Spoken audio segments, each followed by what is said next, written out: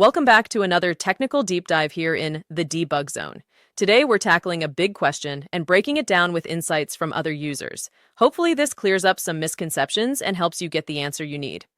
So buckle up, stay a little curious, and let's jump right in.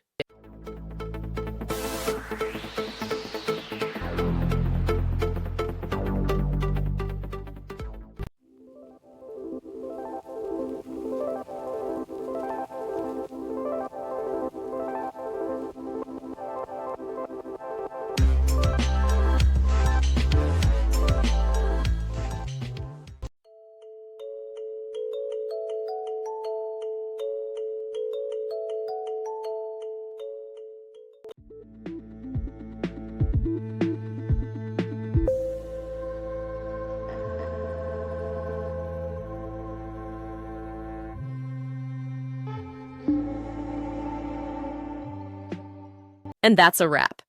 I hope you found the answer you were looking for. If you did, take a second to hit that subscribe button. It really helps out. And let me know in the comments which solution worked best for you. See you next time in the debug zone.